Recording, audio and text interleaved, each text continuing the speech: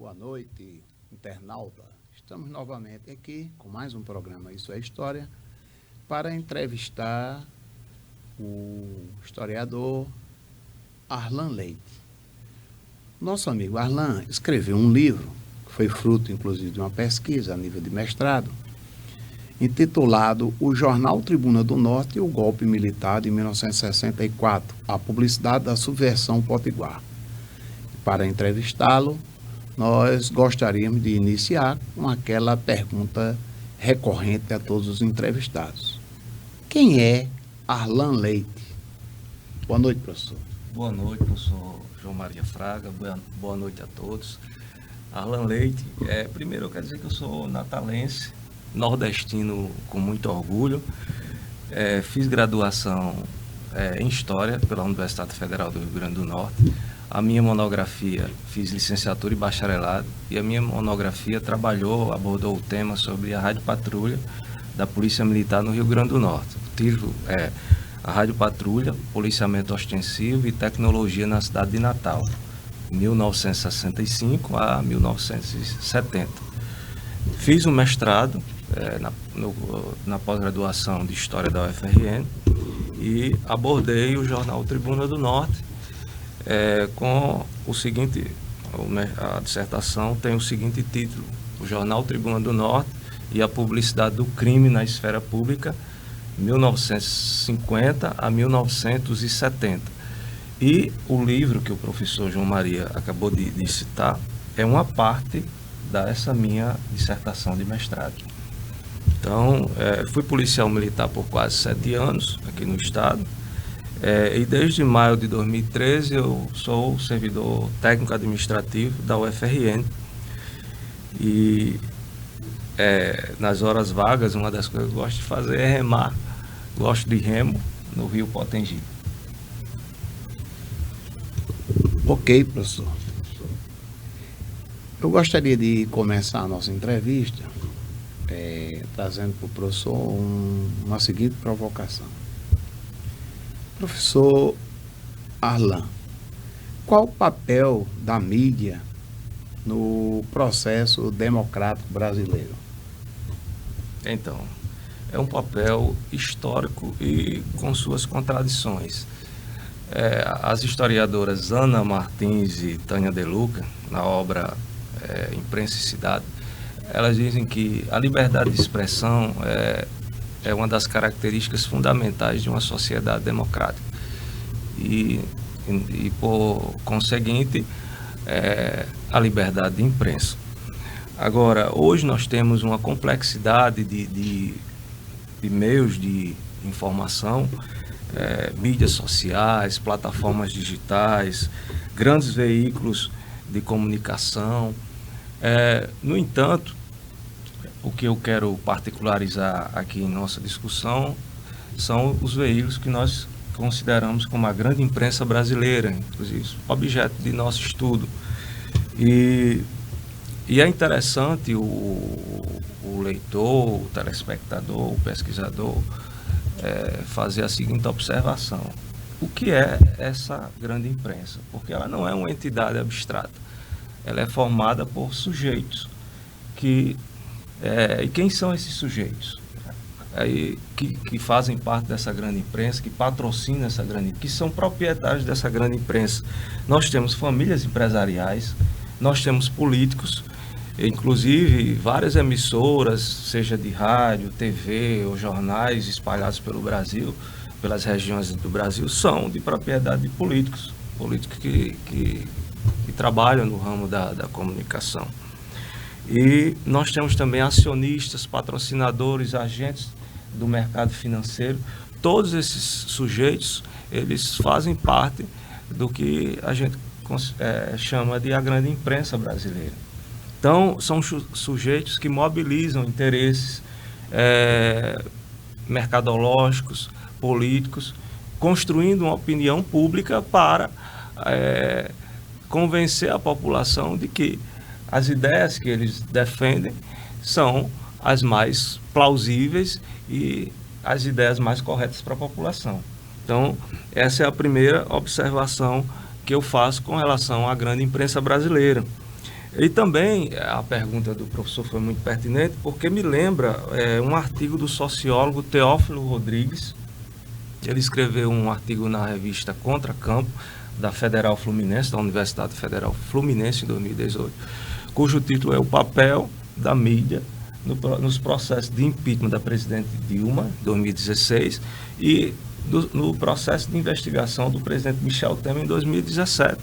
E ele selecionou alguns jornais da grande imprensa brasileira, a exemplo de O Globo, Estadão, o Estado de Minas, a Folha de São Paulo, o jornal Zero Hora, da região sul do Brasil, o Correio Brasiliense, para fazer uma observação sobre os editoriais que foram publicados por esses jornais sobre esses eventos políticos. E ele observou o seguinte, que com relação ao impeachment de Dilma, houve praticamente quase uma narrativa uníssona, simétrica, com relação ao desejo desses jornais em que a presidente Dilma fosse defenestrada do cargo de presidente da República como solução, solução entre aspas, para a crise política que estava acontecendo no Brasil, supostamente desde 2014. Essa crise política que esses grandes jornais colocavam como solução o impeachment da presidente Dilma. E o autor coloca que nessas narrativas apreendidas pelas editorias do jornal, ele percebeu a ausência de pluralidade de ideias, a ausência de vozes alternativas. Ou seja, essa mídia brasileira, ela falava como se aquela informação fosse a única, né, para fazer uma discussão sobre a realidade brasileira. E é nessas horas que a gente questiona o papel da mídia brasileira no processo democrático brasileiro. Como é que essa mídia está atuando na construção de uma opinião pública favorável à democracia brasileira. Esses posicionamentos praticamente simétricos, uníssonos, hegemônicos, contribuem com a democracia brasileira? Ou seja, esse discurso que a mídia publicou, buscou contribuir com a opinião pública, representava toda a complexidade da população brasileira? Ou seja, todos eram a favor, toda a população brasileira, a maioria da população brasileira seria a favor do impeachment da presidente Dilma? Essa é a questão que a gente coloca. E aí a gente entende que esse papel, a responsabilidade da mídia no processo democrático brasileiro, ele é complexo, contraditório, e a gente vê aqui uma contradição, a falta de responsabilidade com o pensamento plural, com uma discussão com várias ideias. O autor ele coloca que sentiu falta de outras discussões sobre esse processo de impeachment.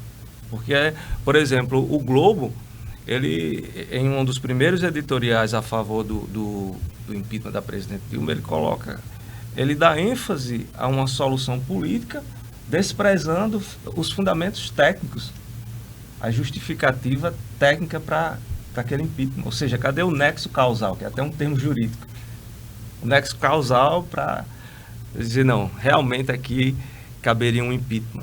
E nós aqui não estamos discutindo a questão do método do impeachment, se houve pedalada fiscal. Não. Aqui a gente está discutindo como é que as narrativas da imprensa construíram uma espécie de verdade sobre os fatos. E que essa verdade ela não tinha respaldo em toda a população brasileira. Por outro lado, a imprensa também ela tem um papel muito importante no combate à desinformação. Hoje em dia nós temos um avalanche de notícias falsas, fake news, e muitas vezes essas notícias elas têm o uso da inteligência artificial para manipular informações, para atingir a reputação de alguém. E a imprensa brasileira, a grande mídia brasileira, que tem uma penetração muito grande no seio da sociedade, ou seja, a gente seleciona esses grandes jornais brasileiros porque eles têm um impacto muito grande na opinião pública. né? A gente sabe que a imprensa, os meios de comunicação do Brasil, eles são muito diversos, são difusos e complexos. Mas aqui a gente particulariza a grande imprensa brasileira. Então ela tem responsabilidade nesse combate, porque as fake news, elas são nocivas à democracia brasileira. A disseminação de notícias falsas, por exemplo, a vacinação, de notícias falsas de que a vacinação é nociva à saúde da população, ou seja, isso é um desserviço.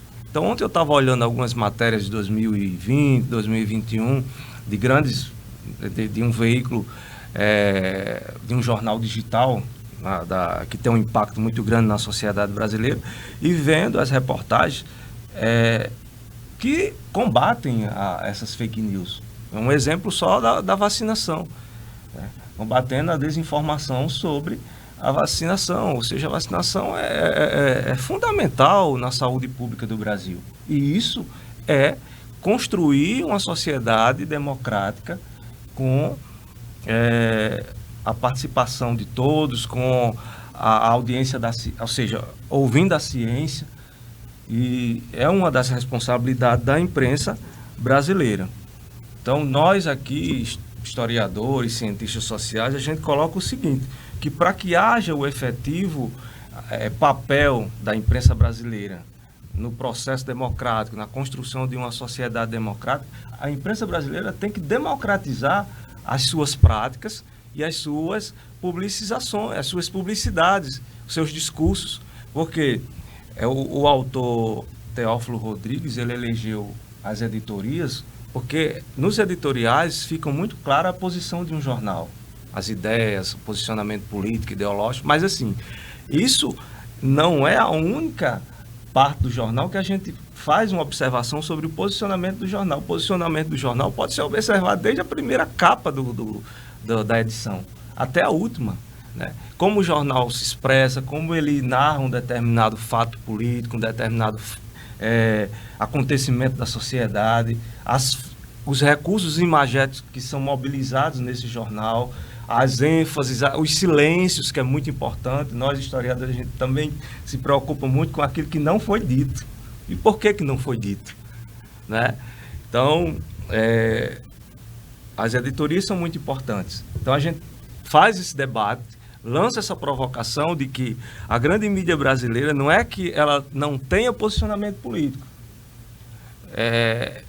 Eu não sou aquele, e vários pesquisadores a gente defende isso, inclusive a historiadora Tânia De Luca e Ana Luísa Martins, em Imprensa e Cidade, ela disse que não existe uma isenção total, uma objetividade total na escrita da imprensa. Enfim, não é que os seus integrantes, os seus agentes, os seus proprietários e patrocinadores não possa ter um posicionamento político, mas que esse posicionamento político ele possa dialogar, ele possa dar visibilidade às vozes discordantes, à pluralidade de ideia, à diversidade cultural que é a sociedade brasileira, né? Hoje nós temos uma sociedade que luta no combate ao racismo estrutural, contra a homofobia, contra a violência de gênero, contra a violência sobre as mulheres, e todos esses sujeitos que passaram por processo de discriminação, de estigmatização, que é um conceito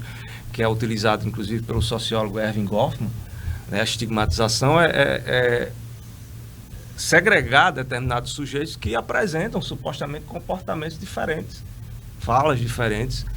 E hoje nós lutamos por toda essa diversidade, que ela tenha voz, que ela possa ser reconhecida, possa ter seus espaços afirmados.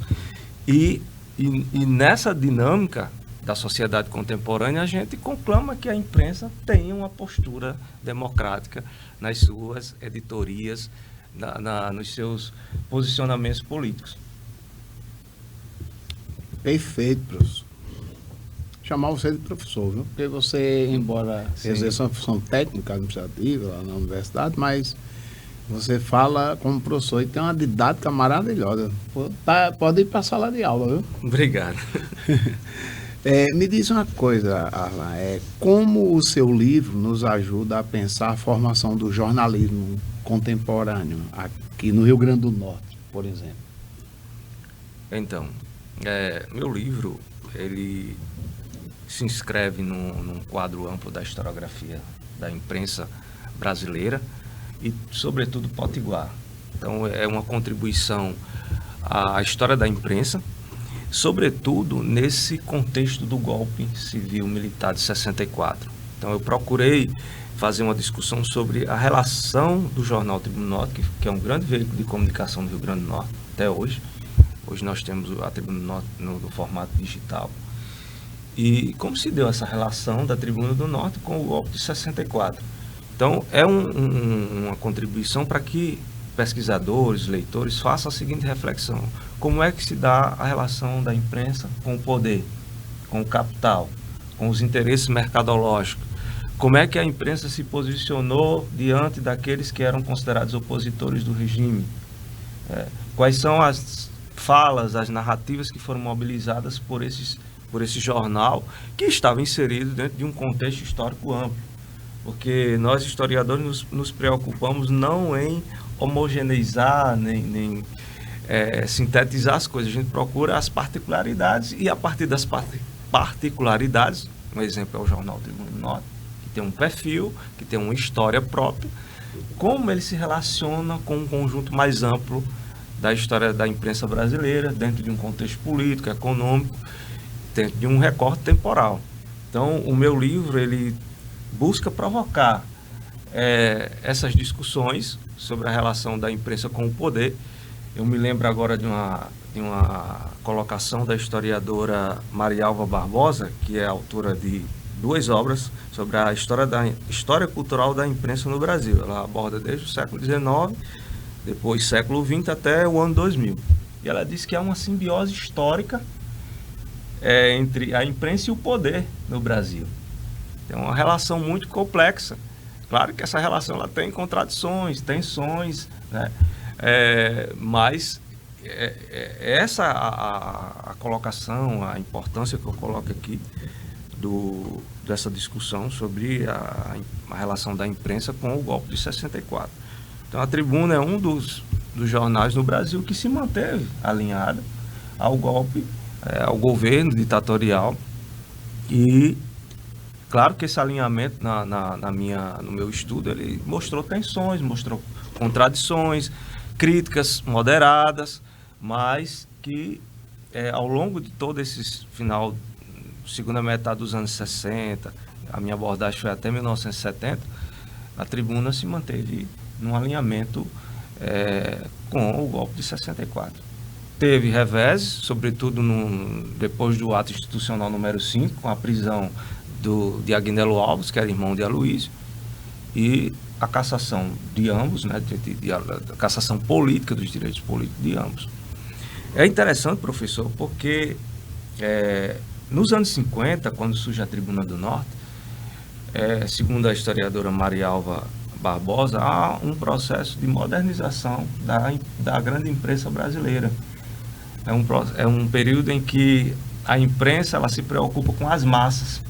Aí nós temos no contexto político a aparição do populismo, né, das figuras políticas que se engajam nessa prática política do populismo, trazendo o povo como um sujeito importante no cenário político. Agora, com um detalhe, inclusive isso fica claro nas reportagens da Tribuna do Norte, que respaldava a prática política de Aloysio Alves.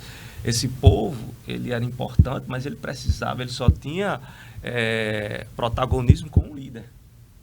O povo não era protagonista por si só, ele só era protagonista com uma liderança. Então, Aloysio se colocava como essa liderança do povo potiguar, para conduzir os destinos do povo.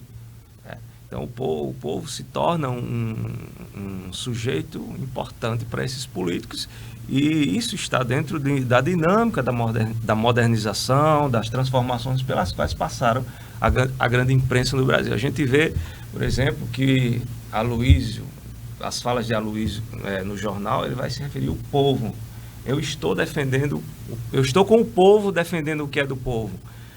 E sempre fala com essa categoria, que é uma categoria ampla, né? O que é o povo. Né? E muito própria do populismo, que não trabalha o conceito de classes sociais, algo dessa natureza. Exatamente. Né? Então, lá os jornais do Rio de Janeiro também, por exemplo, por ocasião, em 1954, ocasião de um atentado que culminou com a crise política, morreu um militar ali no governo Vargas, o jornal se colocava, falava em nome do povo, né, para condenar o governo Vargas, né, e falava, olha, tentava passar a opinião pública que todo o povo, né, estava contra o governo Vargas. Né, falava em nome, é uma prática desse populismo, falar em nome do povo. Como se toda a sociedade estivesse a favor de um determinado posicionamento político. Até pela ressonância que havia entre o próprio Aloysio e Carlos Lacerda, né? Que era o principal opositor de Vargas, e com quem o jornal Tribuna do Norte tinha vínculo com a Tribuna da Imprensa de Carlos Lacerda, ambos da UDN, né? Ambos da UDN, exatamente. A Tribuna do Norte, ela recebeu inspiração da Tribuna da Imprensa, foi criada em 1949. Carlos Lacerda era uma liderança da UDN e um grande opositor de Getúlio Vargas. Depois ele se torna também um grande opositor do presidente João Goulart. Eu acho que a historiadora Ângela de Castro Gomes e Jorge Ferreira, na obra dele sobre 1964, diz que Carlos Lacerda foi o demolidor de 2 presidentes.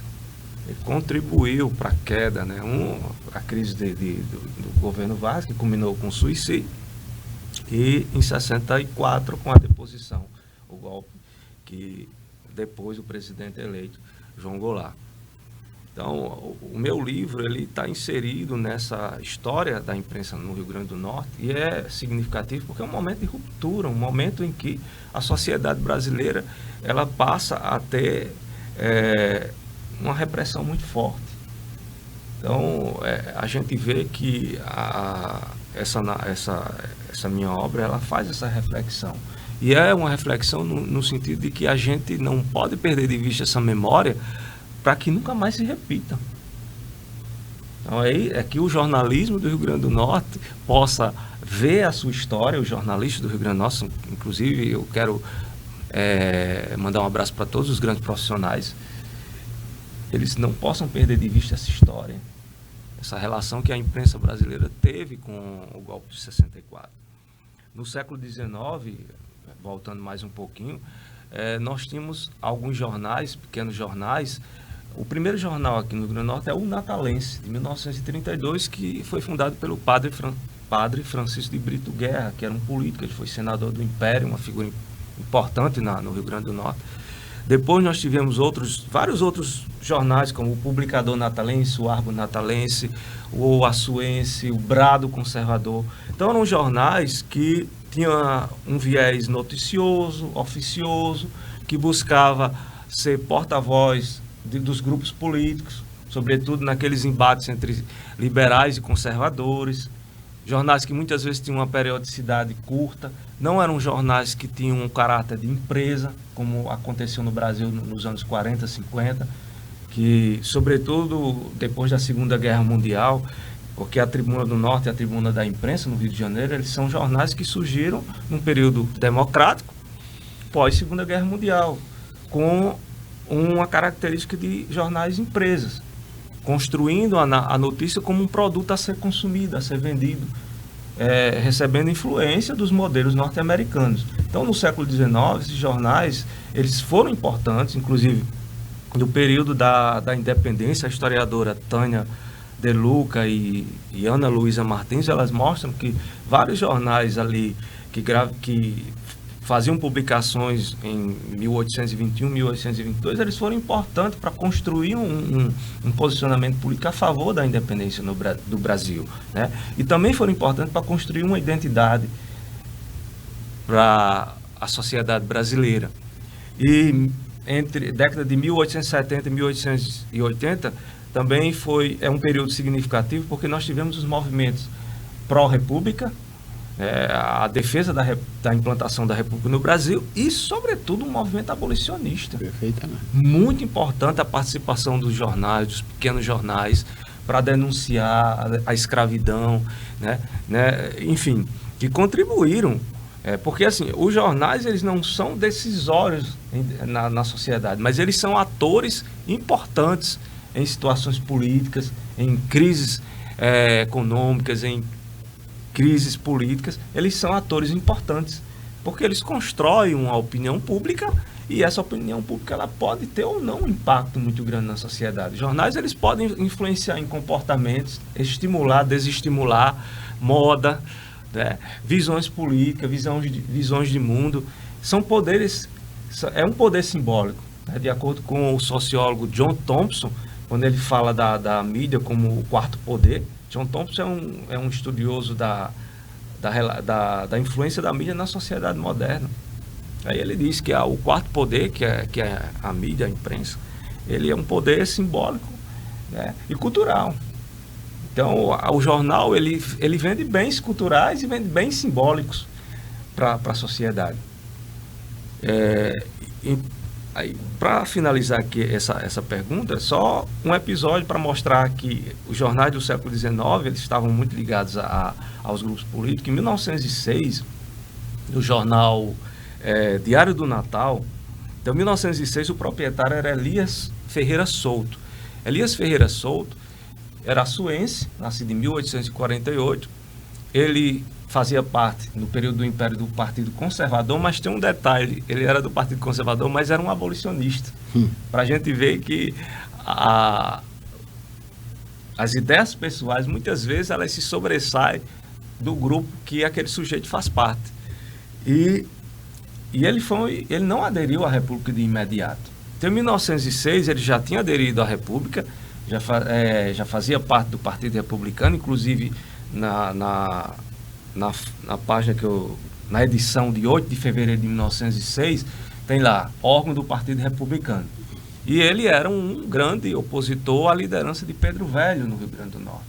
Então tem um episódio que eu vou buscar na genealogia, que é uma das áreas que eu gosto de pesquisar, a genealogia. Um tetravô meu, lá de Santana do Matos, chamado Vicente Teixeira de Carvalho, já era idoso, em 1906, ele se dirige a um juiz distrital, provavelmente isso na vila de Santana do Matos, para pegar o título dele de eleitor e votar na eleição federal. E o juiz negou, porque o juiz só dava o título se ele votasse no governo, se ele votasse na situação, ou seja, na oligarquia Albuquerque Maranhão. E meu tetravô disse que não votava, ele votava na oposição, e o candidato da oposição era Augusto Leopoldo Raposo da Câmara. Então, quem era Augusto Leopoldo Raposo da Câmara?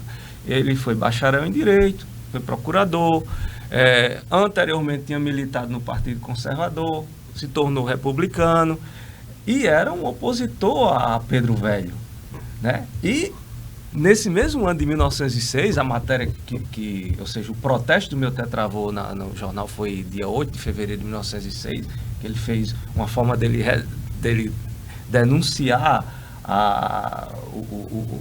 esse contexto, né, dos coronéis, da política dos coronéis da Primeira República. Ele publicou no jornal Diário do Natal.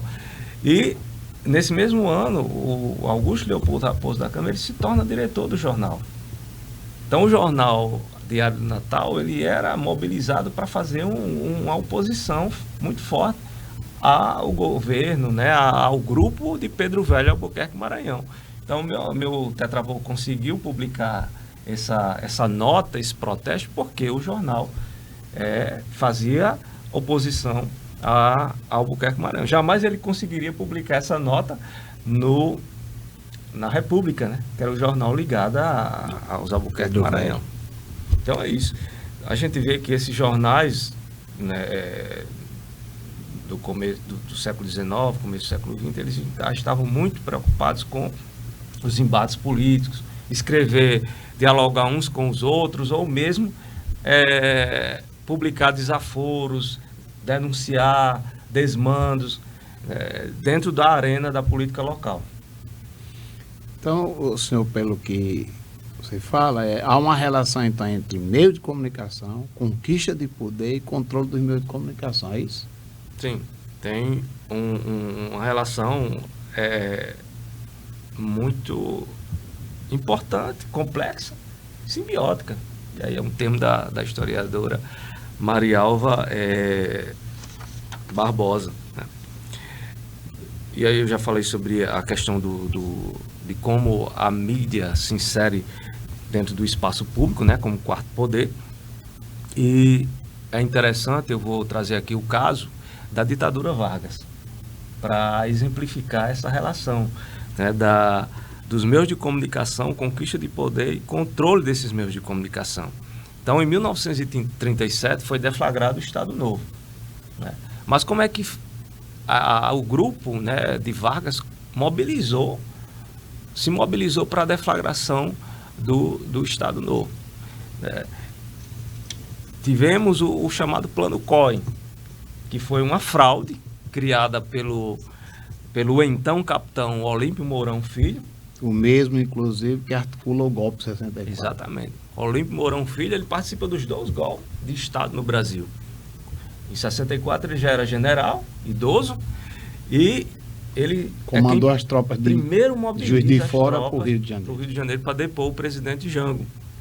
Então a gente vê que na história as coisas, a gente trabalha com rupturas e continuidades, né?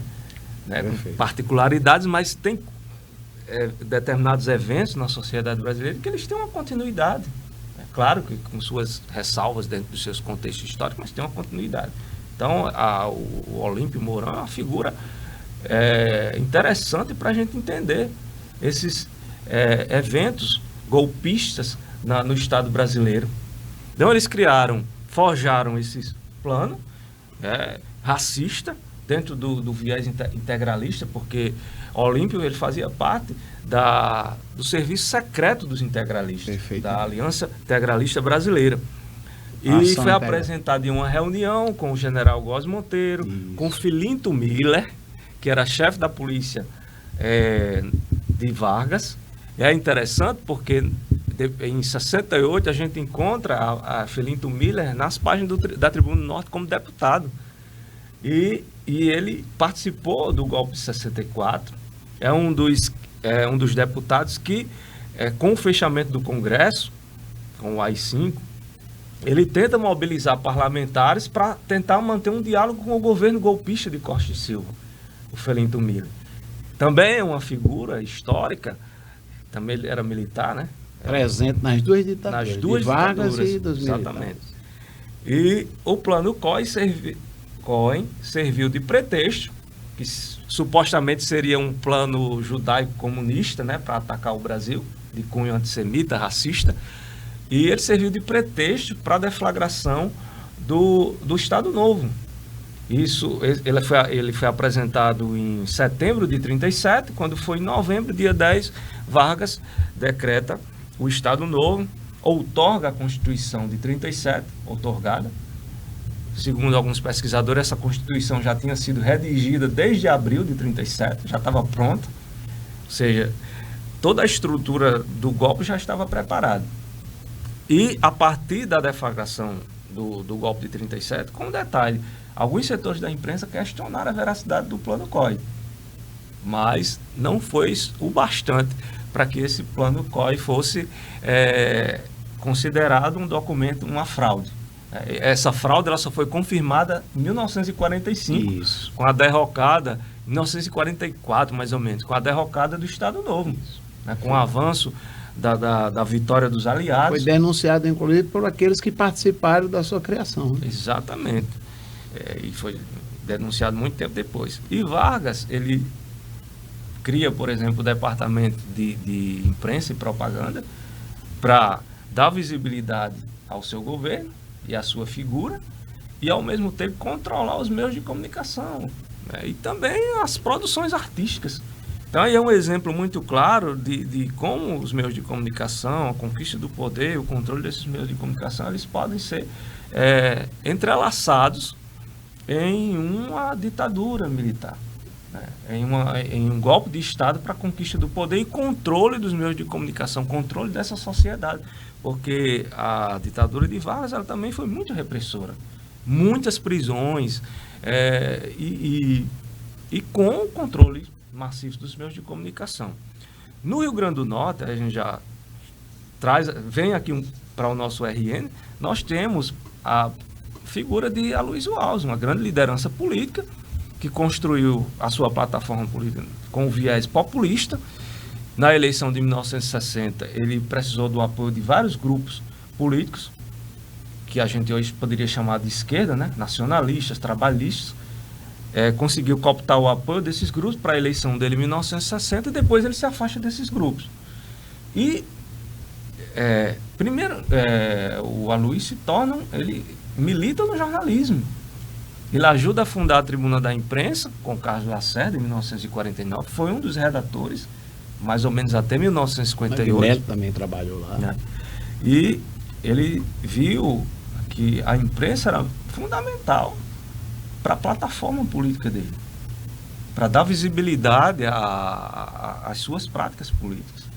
Então ele utiliza-se da imprensa, né, com viés mercadológico e, sobretudo, político. E a gente vê, mais uma vez, a relação simbiótica da imprensa, né, de setores da imprensa, com a política partidária no Brasil.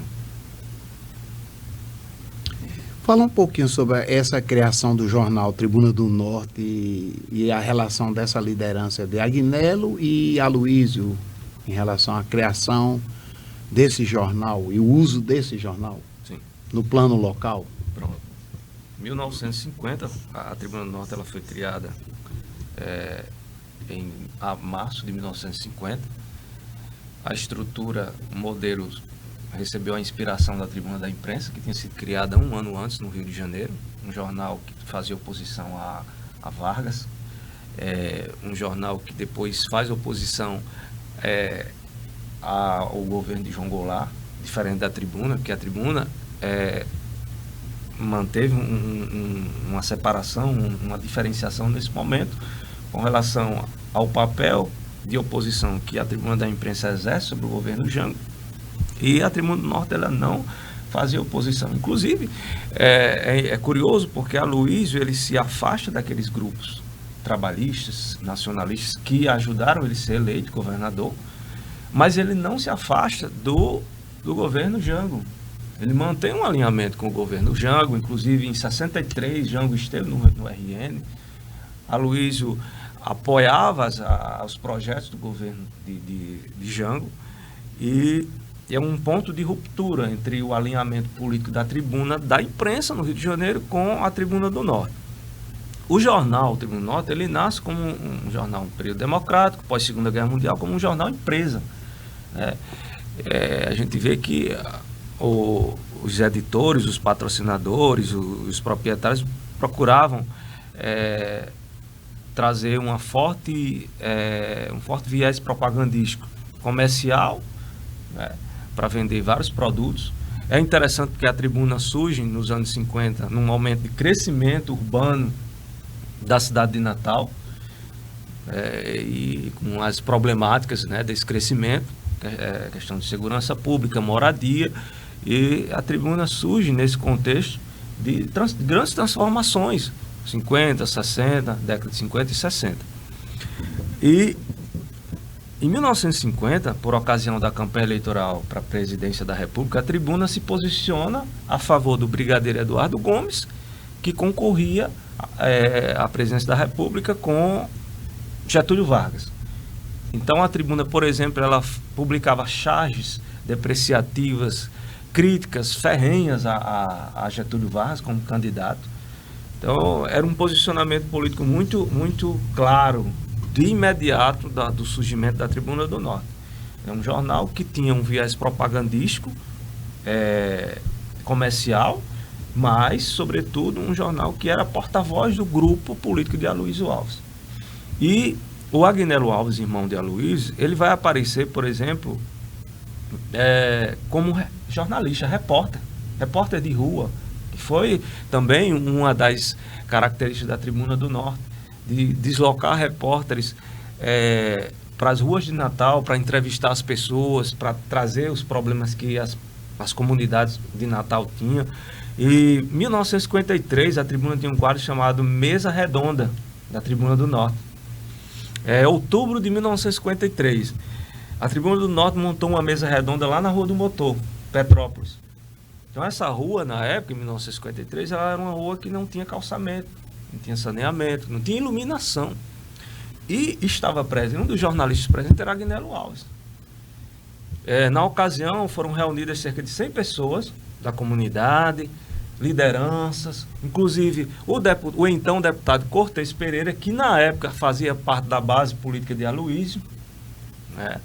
E é interessante porque Agnello, ele aparece nessas matérias de rua, né, nesse jornalismo que fazia contato diretamente com o povo. E a denúncia é o seguinte: a Rua do Motor estava recebendo água servida do Hospital das Clínicas, do Hospital Miguel Couto, que hoje é o Hospital Onofre Lopes. E a água contaminada do hospital estava indo para os quintais dos moradores da Rua do Motor. Então a Tribuna vai lá com os jornalistas, com lideranças políticas, para dar publicidade a esses problemas.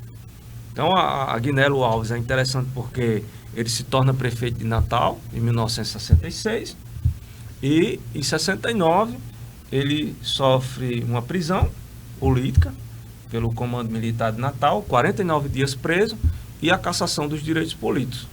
Então a gente vê que a trajetória política dos irmãos Alves, da Agnello e Aloysio, ela começa muito ligada fortemente ao jornalismo, à prática jornalística. E a Tribuna do Norte, né, que surge nos anos 50, foi uma empresa muito importante para dar voz ao grupo político de Aloysio Alves. E quando a gente observa a relação da Tribuna com o golpe, também tem uma coisa interessante. A forma como a Tribuna dá publicidade, a relação do Grupo Alves com o golpe, tem a ver também com os embates políticos locais. Por exemplo, Aloysio tinha como adversário político Dinarte Mariz. Em 1960, na campanha para governo do Estado, Aloysio não conseguiu o apoio da UDN local, do partido da UDN local. Do qual ele fazia parte. Do qual ele fazia parte, por causa da oposição do grupo de Dinarte Mariz. Então, com o golpe de 64, Aloysio ele teve uma adesão de última hora. Eu digo na minha pesquisa que Aloysio, eu consegui perceber na documentação, que Aloysio ele só apoiou o golpe quando ele viu que o golpe era vitorioso. Quando ele viu que Jango tinha sido defenestrado do poder. Então ele era visto pelos adversários políticos como um suspeito. Ou seja, ele não é entre aspas, um revolucionário histórico. Ou seja, ele não participou supostamente. Eu digo isso porque a gente está analisando, a gente fala a partir da documentação que nos chegou. Eu não vi, pela documentação, movimentações de Aloysio, né, na conspiração que culminou com o golpe de 64. O que eu percebi é que ele se posiciona. Adesão, né? Essa adesão ele se posiciona quando o golpe já era consumado. Claro que, de repente, pode aparecer documentos que mostram que Aloysio já tinha conversas, enfim, mas não é o caso, a gente só pode falar aquilo que está na documentação. O historiador não pode inventar coisas. E o fato é que o Mariz, que era ligado aos militares, inclusive os militares de linha dura, ele fez toda uma mobilização para que Aloysio fosse retirado do governo do Estado depois do golpe de 64. Aí o general-presidente Castelo Branco manteve Aloysio no cargo de governador do Estado e ele conseguiu terminar o mandato. Só foi cassado em 1969, quando ele já tinha sido eleito deputado federal. Então vemos que Aloysio ele jogava com as possibilidades, era um grande jogador dentro dos cenários, das possibilidades políticas. De acordo com as oportunidades, ele conseguia jogar para, a gente pode dizer, sobrevivência política, manter, né, a postura dele, né, manter os interesses dele como um político, uma liderança política.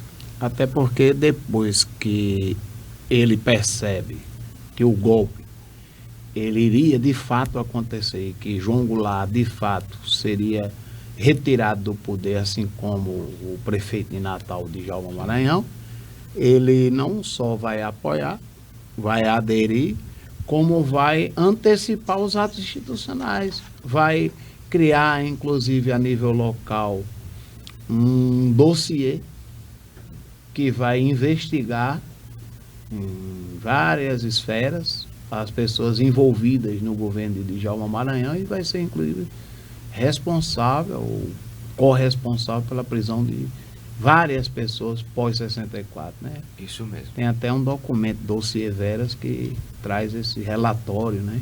Veras era um dos policiais que Aloysio contratou em Pernambuco. Exato. Eu queria que você falasse um pouco sobre isso. Pronto. Com relação ao golpe de 64, Aloysio, ele publica,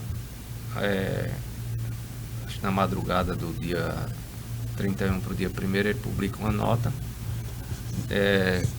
pedindo que a população se mantivesse calma, tranquila, e que ele estava tomando conhecimento do que estava acontecendo a nível nacional. Então ele manteve uma postura cautelosa, de forma habilidosa, e ele só emite uma nota apoiando o golpe quando ele tem certeza. Inclusive ele disse que recebeu a comunicação do governador de Minas, Magalhães Pinto.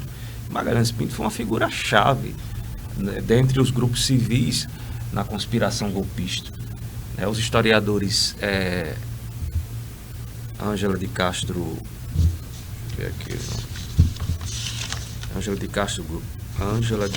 Gomes e Jorge Ferreira, eles falam que o Magalhães Pinto ele já vinha tendo entendimento com os americanos muito tempo antes.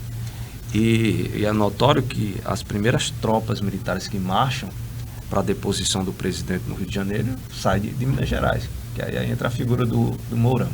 Então Aloysio, ele tomou conhecimento, ele deixa entender que ele teve certeza, tomou conhecimento de todos os pormenores do que estava acontecendo por meio do Magalhães Pinto. Se eu não me engano, Magalhães Pinto era padrinho de um dos filhos de Aloysio. Eu li isso em algum lugar, mas eu vou colocar como algo que eu não tenho certeza. Mas, se eu não me engano, havia uma aproximação de Aloysio com o Magalhães Pinto. E depois disso, nessa primeira nota, quando ele se posiciona pelo golpe, ele não coloca o presidente Jango ao lado dos subversivos. Ele mantém uma postura de... Inclusive, ele agradece as contribuições do governo Jango ao Rio Grande do Norte e lamenta o fato, ele coloca assim, que lamenta o fato do presidente Jango não ter tido controle dessa crise política que se abateu sobre o governo federal. Dias depois, com o avanço da ditadura militar, né, da institucionalização da ditadura militar, o jornal se posiciona, chama Jango de pelego comunista e começa as execrações. Por exemplo, fala do expurgo da prisão ao governador Miguel Arraes, que foi preso. Então a tribuna ela passa a construir uma postura muito incisiva, né, contra os opositores e a favor do golpe de 64. Então, de 64 a 65, a gente observa na tribuna a mediatização do que foi chamado de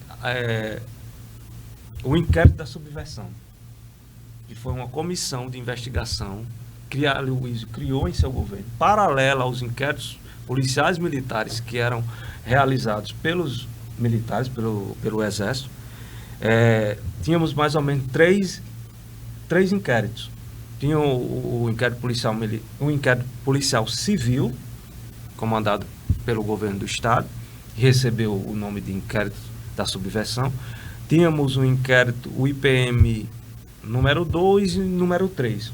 Eles foram abertos numa sequência. E para a execução desse inquérito, das investigações, inquirições, prisões, Aloysio contratou 2 policiais de Pernambuco. O Carlos Vera, eram bacharéis em direito, e o José Domingos. Carlos Vera inclusive, foi treinado pelo FBI dos Estados Unidos.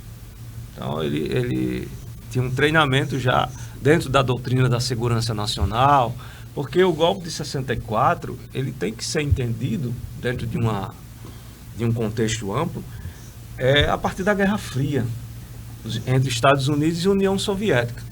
O sociólogo Cícero Simeão, na dissertação dele em Ciências Sociais aqui na UFRN em 2018, ele vai dizer que o golpe de 64 ele foi uma reação concreta da classe dominante do Brasil, da classe que detinha o capital nacional, que contemporizava com o capital nacional, internacional, uma reação contra o avanço dos movimentos sociais, sobretudo o movimento sindical no Brasil, que reivindicava reforma agrária. Então, o golpe de 64 ele tem que ser entendido dentro dessa conjuntura ampla, da Guerra Fria e da dinâmica social no Brasil. Claro que a gente tem que analisar vários outros fatores. O Ângela de Castro Gomes e o Jorge Ferreira, eles vão dizer, por exemplo, que a gota d'água para o golpe foi um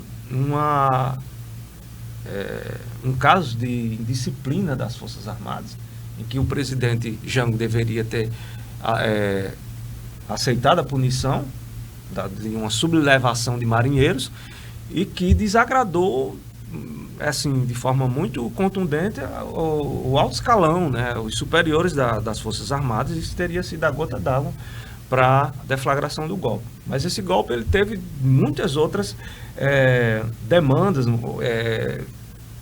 situações em que a gente tem que analisar com cuidado. Então, o inquérito da subversão, que foi criado pelo governo Aloysio Alves, ele ganhou uma mediatização da Tribuna do Norte de forma estrondosa.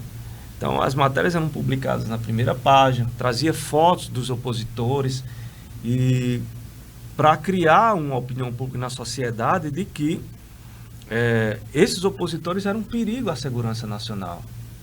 Esses opositores eram nocivos à sociedade. A ideia de associá-los ao comunismo, a subversão estava associada ao comunismo. Subverter é uma palavra que quer dizer aniquilar, destruir, subverter a ordem, o status quo, a ordem estabelecida, né, pelas classes dominantes do Brasil. Então, a tribuna constrói uma narrativa ameaçadora, assustadora, como diz meu colega de mestrado Arthur Cássio de Oliveira, na dissertação dele sobre o discurso anticomunista no Rio Grande do Norte. Inclusive, ele trabalha muito com o jornal A Ordem, que é um jornal que foi criado no Rio Grande do Norte em 1935 e que, na sua plataforma publicitária, ele se preocupou muito em trazer um discurso anticomunista. E Arthur fala da fabricação do medo. Então, a imprensa no Brasil, a imprensa alinhada ao golpe de 64, ela participou dessa fabricação de uma situação alarmista, de medo, para justificar, né, a implantação da ditadura militar no Brasil. Como foi em 37 com o Plano COI, né? Exatamente. Que inclusive que foi divulgado nos meios da mídia, exatamente, através do rádio, né? Exatamente.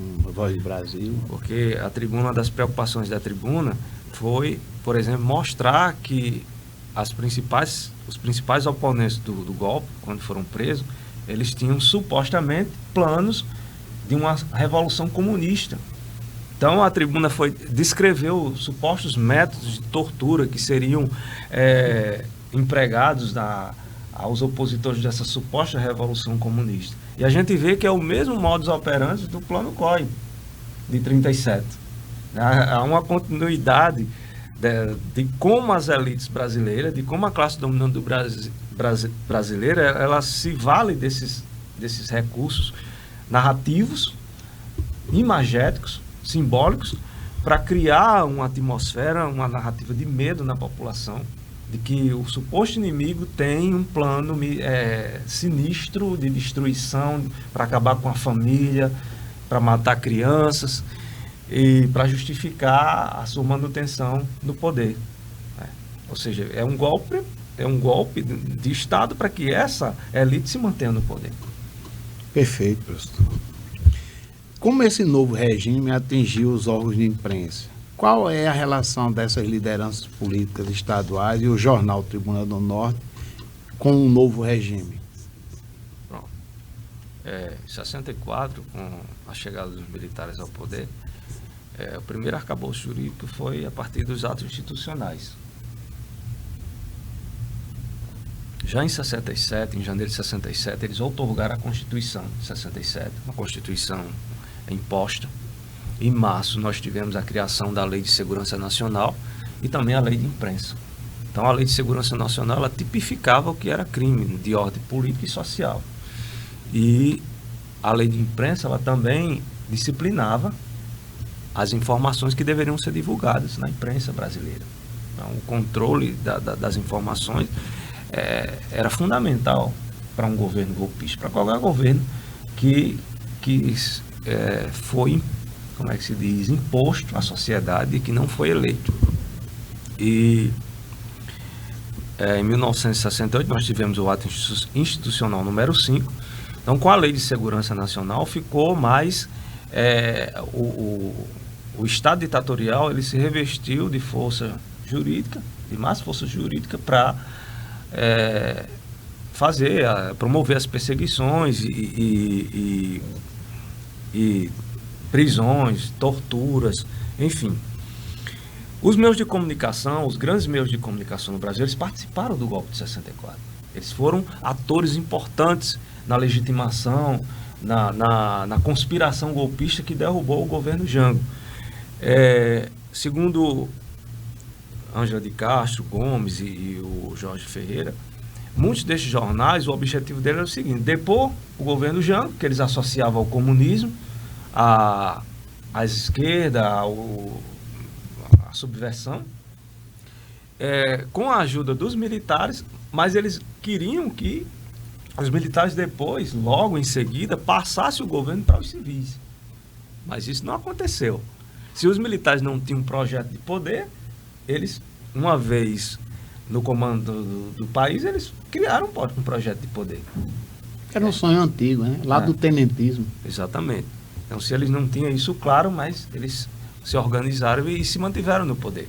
Inclusive, Castelo Branco tinha uma posição de que, quando ele saísse, iria passar a presidência para um civil. E não foi possível. Os militares da linha dura manobraram e conseguiram colocar o Costa e Silva na presidência da República. Então, esses jornais, vários deles, depois da continuação dos militares no poder, eles passaram a fazer oposição. Então, aqueles que fizeram uma oposição nítida em suas páginas, em seu jornalismo, eles foram fechados ou tiveram as edições apreendidas, mas a maioria passou a ter fazer uma autocensura, que foi o caso da Tribuna do Norte. A Tribuna do Norte, ela estabeleceu um alinhamento com a ditadura militar e, ao mesmo tempo, ela já passou a ter... Não é que houvesse censores desde 64 na Tribuna do Norte. Isso vai acontecer em 69, que foi também, segundo os pesquisadores, foi uma manobra dos adversários políticos de Aloysio, de Dinardo Mariz, para que houvesse a perseguição dos militares aqui no Comando Militar de Natal, sobre o jornal e sobre os irmãos Agnello e Aloysio. Isso em 69, após na vigência do ato institucional número 5. Então, o que a gente vê, né, de 64 até 68, eu vou colocar esse recorte, os jornais que se mantinham alinhados, eles fizeram a autocensura. O que é a autocensura? Eles mesmos evitavam publicar coisas que pudessem desagradar, que pudessem levar ao fechamento do jornal ou à apreensão das edições do jornal. Então, a Tribuna, ela faz um esforço muito grande, que fazia parte da plataforma política de Aloysio, para agradar os militares, para dar visibilidade ao inquérito da subversão. A gente percebeu que o inquérito da subversão era uma forma também, uma estratégia de Aloysio mostrar serviço aos militares, para que convencesse os militares de que a adesão dele ao golpe de última hora era para valer. Ou seja, ele não era um sujeito que tinha aderido ao golpe de forma duvidosa. Então, o inquérito da subversão foi um elemento material, né? E uma prova de que a gente pode colocar isso como uma estratégia muito habilidosa de Aloysio para a escritora, a professora Mailde Pinto, ela disse que não se tem notícia de outros governadores que tenham criado comissões de investigação no âmbito civil, paralelo aos inquéritos policiais militares, que já faziam prisões, que realizavam investigações de prisões dos supostos subversivos. Como a noção de subversão tornou-se um instrumento de crítica ao regime deposto e de legitimação ao regime que ascende, o novo regime? Vou começar pela Tribuna da Imprensa, de Carlos Lacerda. Então, tem um editorial da Tribuna da Imprensa em 31 de março de 64, que a Tribuna já coloca o presidente Jango ao lado dos subversivos, ao lado da subversão enfim, já coloquei ele ao lado dos comunistas, porque comunistas eram mobilizados como um grande inimigo interno, né? De acordo com a doutrina da segurança nacional. Isso. Os comunistas conterrâneos deveriam ser combatidos pelo o que eles chamam, eles opunham democracia e comunismo, e subversão. Então, para os militares e os civis que faziam oposição a qualquer sujeito que divergisse do pensamento político deles, eles colocavam como inimigo e faziam essa oposição. Eles eram a democracia, né? E para nós hoje a gente fica tentando entender como é que se falava em democracia, né, dentro de uma ditadura, mas na verdade era uma manipulação, né, do que nós entendemos como democracia, liberdade de pensamento, né, de questionamento. O que nós entendemos como democracia, eles manipulavam como dentro de um poder simbólico, era uma manipulação simbólica. Inclusive, revolução, o sociólogo Cícero Simeão, ele disse que revolução era uma palavra que estava em evidência naquela época.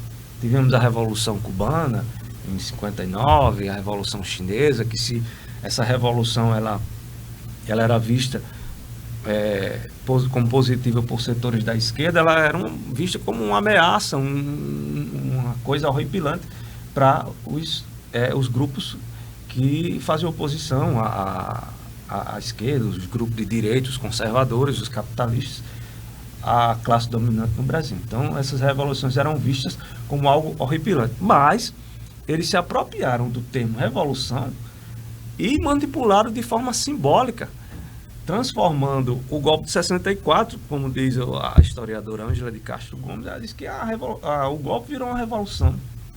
Inclusive, esse discurso é mobilizado até hoje, né, por diferentes razões, né, pelo fato da gente não ter tido no Brasil uma autocrítica da sociedade, a gente ter falhas no processo educacional, né, crítico, né, sobre o que aconteceu em 64. A gente tem setores da sociedade que mobilizam o discurso da Revolução de 31 de março de 64 como a verdade sobre o que aconteceu na ditadura brasileira.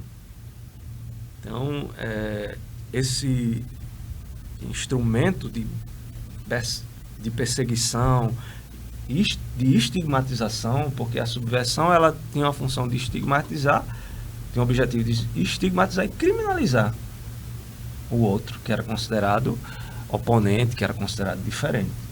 Então, o subversivo poderia ser um adversário político. Mesmo que ele não tivesse histórico de militância em sindicatos ou em partidos de esquerda, mas a subversão poderia ser mobilizada como um discurso para criminalizar um adversário político. Inclusive, vários nomes ligados à igreja, que faziam militância nos movimentos de igreja, no período que antecedeu o golpe, terminou sendo criminalizado, perseguido, preso. Figuras, inclusive, que nunca teve filiação partidária nenhuma, como Carlos Lima, por exemplo, foi perseguido, foi preso. Exatamente. Você pode falar sobre a ação dos agentes externos, boêmios, estudantes, políticos, sindicalistas, que lutam contra o regime e o papel deles na experiência do jornal Tribuna do Norte? Bom, esses sujeitos foram os opositores do regime ditatorial. E opositores não, aqui a gente não está simplesmente dizendo que um opositor ele tinha que estar na rua, gritando palavras de ódio contra o regime, e houve isso também, né, com os estudantes. Mas os opositores ao regime poderiam ser aqueles que cometiam contravenções penais, bebiam muito, ficavam na madrugada bebendo. Então, com o AI-5, com a liberdade vigiada, essas pessoas também passaram a ser ameaças à ordem pública, à segurança nacional. As primeiras prisões, os primeiros presos políticos no Rio Grande do Norte foram o prefeito de Jaú Maranhão. Inclusive, tem uma dissertação muito interessante de José Evangilmarisson Lopes Leite. Conheço. No programa de pós-graduação em História, defendido em 2008, se eu não me engano, que ele trabalha em nome da ordem, a Prefeitura de Natal como espaço de subversão. O prefeito de Jaú Maranhão, ele declara a prefeitura como um quartel-general da legalidade e da resistência. E é interessante porque a nota sobre essa declaração do prefeito não foi publicada pela Tribuna. A Tribuna, como já estava mantendo um alinhamento com o golpe de 64, ela não publica essa nota. A Tribuna publica uma nota pequena entre as páginas do jornal, ou seja, não era uma nota da capa da primeira folha, dizendo que o prefeito mantinha-se solidário ao presidente Jango. Só isso. Aí essa nota do prefeito, declarando a prefeitura como o quartel da legalidade e da resistência, foi publicada pelo Diário de Natal. Segundo a professora Mael de Pinto, no livro dela, 64, aconteceu em abril. É um livro importantíssimo para a gente entender. E Mael de Pinto, ela foi perseguida pelo fato dela ter participado da administração do prefeito, da administração municipal de Jaú Maranhão. Ela foi perseguida, foi presa e sofreu depoimentos torturantes, porque é um dos métodos da ditadura militar, a tortura psicológica, física. E a obra de Mael é importantíssima. Eu dialoguei muito com a 64, aconteceu em abril, na construção da minha pesquisa. E tivemos prisões de sindicalistas, bancários, como o José Campeiro, que era presidente do Sindicato dos Bancários. Ele foi colocado como o homem mais perigoso. Segundo a narrativa do jornal José Campeiro, ele seria uma figura-chave, supostamente, na Revolução Comunista, que seria deflagrada no Brasil, que eles criaram toda essa narrativa de medo, fabricaram esse medo para justificar o golpe. Tivemos a prisão de Evelyn Medeiros, que era ligada ao Sindicato dos Ferroviários. Tivemos a prisão de políticos que faziam parte do Partido Trabalhista Nacional. E é interessante porque o Partido Trabalhista Nacional ele fez parte da base da Cruzada da Esperança, que deu vitória a Luiz Alves. E nessa conjuntura do golpe de 64, foi um partido que sofreu uma perseguição. Inclusive, de Jaú Maranhão também fez parte do PTN. E a Tribuna noticia, por exemplo, a fuga do deputado José Rocha, que fugiu vestido de mulher. Ele conseguiu fugir, se disfarçou de mulher. E o ex-deputado Cesário Clementino. Ele foi preso no avião da Varig, no aeroporto de Parnamirim, quando ele tentava fugir. Segundo a narrativa do jornal. O Exército parou o avião não tinha decolado. Um oficial entrou na aeronave, perguntou quem era Cesário Clementino, ninguém respondeu. Ele saiu com a fotografia de Cesário, de poltrona em poltrona, até localizá-lo, e o ex-deputado moçoroense saiu preso. Dias depois, a Tribuna conta que a esposa do ex-deputado enlouqueceu. Ela teria ficado louca em Mossoró. E se eu não me engano, o general Esteves Caldas, se eu não me engano, esse também foi o que comandou o inquérito da universidade. O inquérito policial militar da universidade. Está relatado, inclusive, exatamente, no livro da Comissão da Verdade. Aí esse oficial do Exército teria mandado trazer a esposa do preso político, Cesário Clementino, para vê-lo. E que o pai do ex-deputado encontrava-se em coma e que o irmão dele, Geraldo Clementino, tinha sido demitido da Estrada de Ferro. Da Estrada de Ferro Sampaio Corrêa. Então, as perseguições, inicialmente elas atuaram no setor sindical, no meio estudantil, nos intelectuais, na prefeitura de Natal, porque os militares, os golpistas, consideravam um espaço de subversão. A Universidade Federal. Exatamente. Aí depois essa perseguição, ela se estende para as ruas, para o cotidiano da população, com o AI-5, com a liberdade vigiada. Então as pessoas tinham que, para andar na rua à noite, tinham que estar com documentos, não podia ficar na madrugada bebendo, e a polícia passou a fazer blitz, batidas policiais, para prender bêbados e desordeiros, as chamadas prisões correcionais, que era um controle do espaço público, dos corpos, né? Controle dos corpos. E é um momento em que a tribuna se solidariza, tem uma matéria muito interessante chamada De um Visível Bêbado, assinada por Dario Varela, que ele diz assim, que agora todos têm que andar com documentos à noite, não pode ficar de bar em bar bebendo. Há um relato de que nas proibições não podia ter violão nem pitu mais. Violão, seresta, a boemia. E a pitu, a bebida, que deveria ser uma bebida comum para aqueles boêmios. E ele diz, como é que eu fico? Porque eu nunca consegui ficar invisível quando eu estou bêbado. Mas, ao mesmo tempo, ele diz, a polícia tem que manter a ordem.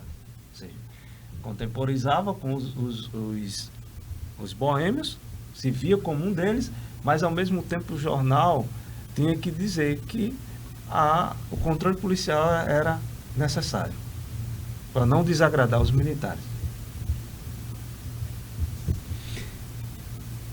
Que maravilha de entrevista. Arlan, me diz uma coisa. Como é que a Tribuna do Norte, ela tratou o AI-5? Como foi tratado pelo jornal AI-5? Pronto. As primeiras matérias, a matéria de 14 de dezembro de 68, sobre a decretação do AI-5, saiu na primeira página, com continuação na quinta página. Era tão grande o texto que não coube na primeira página, teve que ir o restante para a quinta página. Então a tribuna trouxe todo o preâmbulo, a justificativa do governo, do ditador Costa e Silva, os 12 artigos e o ato complementar que fez com que o governo fechasse o Congresso Nacional. E dentre os 12 artigos dizia que o presidente poderia fechar o Congresso por ato complementar. Então ele já faz isso.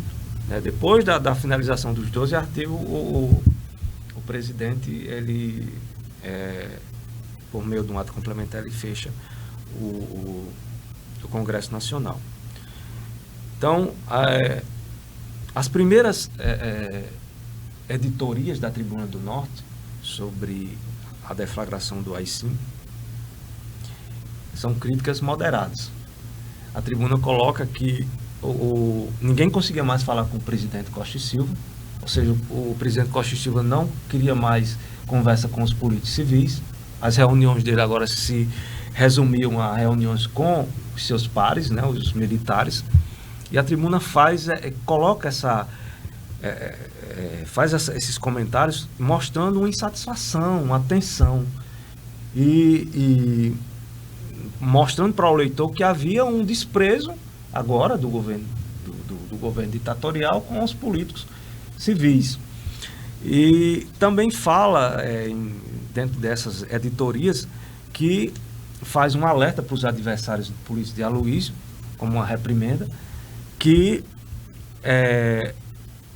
os adversários políticos não achassem que o AI-5, o aprofundamento da revolução, entre aspas, serviria de instrumento para perseguir adversários.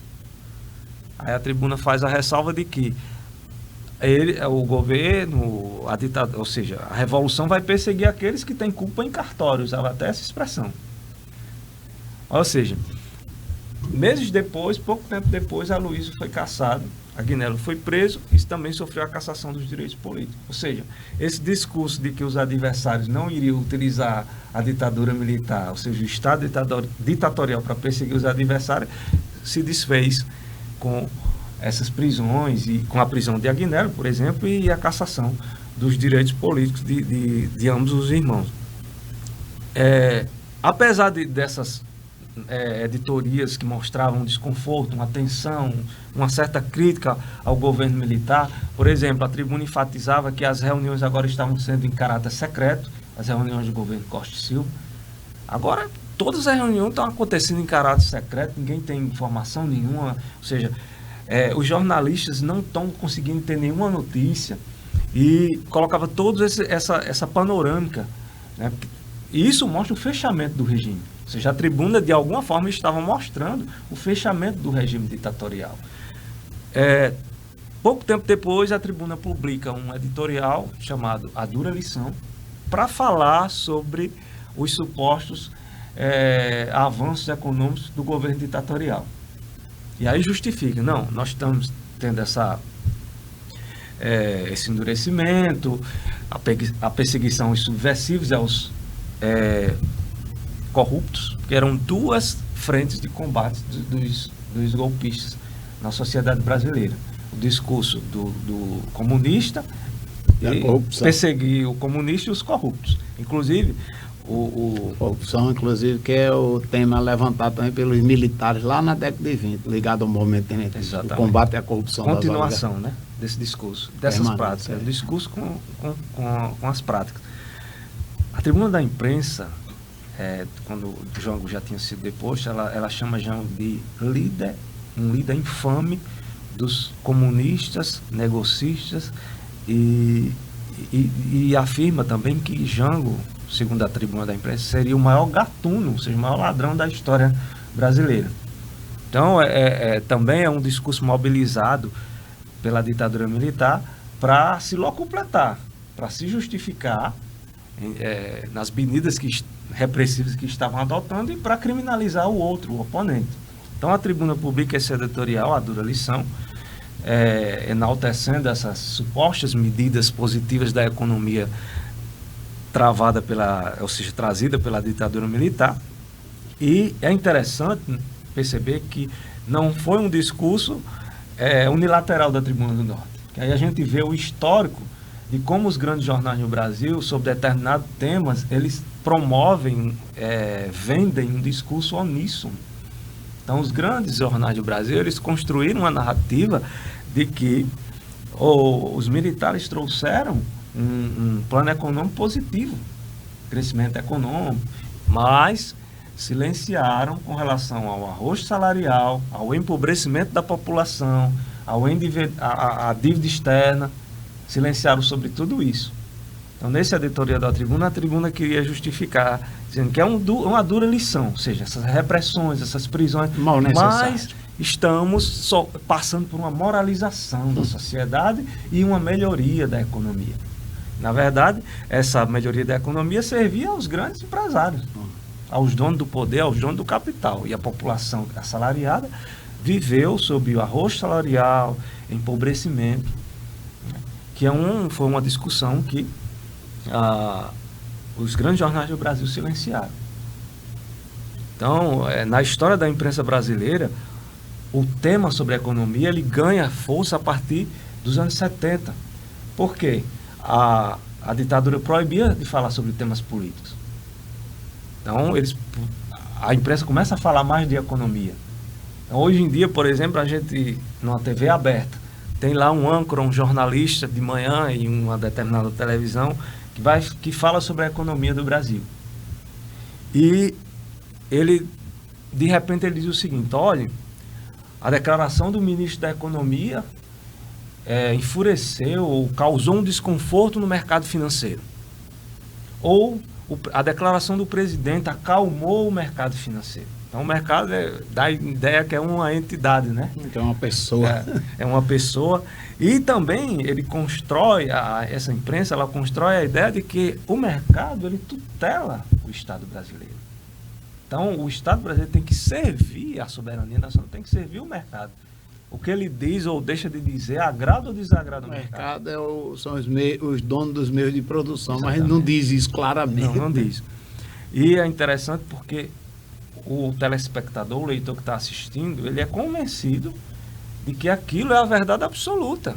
Ou Tem seja, que não, ajudar o mercado. não existe vozes discordantes. Então, esse jornalismo, esse tipo de jornalismo que não apresenta a pluralidade de ideias, divergências, a diversidade, né, de pensamento, é que nós, pesquisadores, fazemos essa crítica, os cientistas sociais, historiadores, Claro. que haja uma democratização. Rapaz, que maravilha. Nós estamos chegando aí ao término, Arlan. Infelizmente, ficaria com você aqui mais tempo que até o dia amanhecer, mas infelizmente está chegando o nosso fim. E como de costume, eu vou deixar aqui a última pergunta. Se um aluno de graduação que quer estudar esse tema, um professor da rede pública ou privada que queira fazer mestrado, doutorado e tenha interesse em aprofundar os seus conhecimentos sobre esse tema, que indicação de livros, de leituras você deixaria para aquela pessoa que deseja mergulhar nesse tema e também, assim como você, produzir alguma pesquisa, esse objeto de estudo? Pronto, primeiro eu quero apresentar aqui essa obra, né? Imprensa e Cidade. Publicado pelas historiadoras Ana Martins e Tânia De Luca. Eu tive o prazer de ser aluno de Tânia De Luca na UFRN, quando ela veio em 2014, eu era aluno de mestrado. Conversei pessoalmente com ela, ela me deu boas orientações sobre minha pesquisa. E essas duas historiadoras, a Tânia De Luca é da Unesp, elas fazem uma análise histórica sobre a trajetória da imprensa no Brasil, sobre os principais veículos de comunicação no Brasil e como eles se comportaram ao longo das dinâmicas dos contextos históricos brasileiros. Uma obra que não é uma obra profunda, mas a gente, por exemplo, pesquisador da história da imprensa, pode ter uma referência muito interessante aqui. Tânia De Luca, inclusive, ela trabalha com os periódicos e, do ponto de vista metodológico, ela tem um capítulo dela na obra sobre fontes históricas, que é organizado pela historiadora Carla Pinsky. E Tânia De Lucas fala sobre a importância dos usos dos periódicos, dos jornais, na produção historiográfica, né? Fazer a crítica interna, externa. Quem são os donos do jornal? Para que o jornal escreve? Qual é o contexto histórico que o jornal está inserido? Como é que o jornal mobiliza determinados temas? Então, são aspectos metodológicos que o pesquisador tem que observar. Eu também apresento aqui a obra de Maxwell Macombs, que é um professor e jornalista norte-americano, que essa obra dele é sobre a teoria da agenda, a mídia e a opinião pública. Ele vai falar sobre como determinados temas são mobilizados pela mídia, pela grande imprensa, e como eles são dados ênfase diariamente, construindo uma opinião pública que tem um impacto significativo na população. Desde da primeira página, as manchetes, os recursos imagéticos, e ele vai chamar essa prática da imprensa como um agendamento. Então, por exemplo, a Tribuna do Norte, ela promovia todo um agendamento sobre as mobilizações políticas, os discursos oficiais, né, dos generais presidentes. Primeira página, por exemplo, em 68, finalzinho de 68, nós temos uma matéria da Tribuna com a foto de Costa e Silva na primeira página e a legenda, o drama do presidente, tadinho, né? O presidente tinha acabado de decretar o AI-5 e a matéria era o seguinte: Costa e Silva quer manter os direitos das pessoas, né? Está fazendo um esforço para manter a unidade nacional, a segurança pública. Então, ou seja, tudo isso é um agendamento, né? É uma estratégia narrativa para convencer os leitores. E apresento também a obra de Maria Alva Barbosa, bem interessante, que já é conhecida por muitos pesquisadores, História Cultural da Imprensa. E ela aborda, nesse primeiro volume, ela aborda de 1800 a 1900.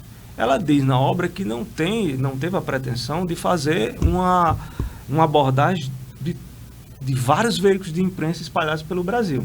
Então ela se detém mais no eixo São Paulo e Rio de Janeiro. Mas é muito interessante porque são obras referências para a gente entender a história da imprensa brasileira.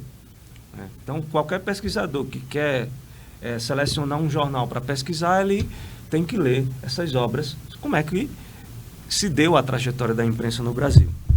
E o segundo volume vai abordar de 1900 ao ano 2000 com a ditadura militar, a participação da imprensa na ditadura militar brasileira. E também eu quero deixar como referência a obra de Ângela de Castro Gomes, Jorge Ferreira, que eu já citei várias vezes, 1964, o golpe que derrubou um presidente, pôs fim ao regime democrático e instituiu a ditadura no Brasil, publicado pela Civilização Brasileira, 2014. É uma obra que traz muitos editoriais, vários editoriais de jornais, na adesão ao golpe, na conspiração e também na crítica ao governo golpista, né? Como esse governo golpista foi se comportando ao longo do tempo.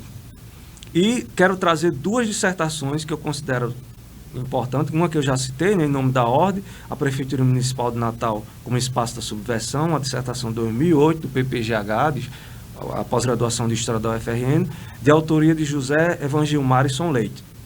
E também a dissertação de Cícero Aurelino Simeão, Resistência, Rota e Refúgio, o Cariri cearense na ditadura militar. Ele defendeu em 2008 no programa de pós-graduação em Ciências Sociais da UFRN. Essas duas dissertações elas estão disponíveis no repositório institucional da UFRN, repositório.ufrn.br.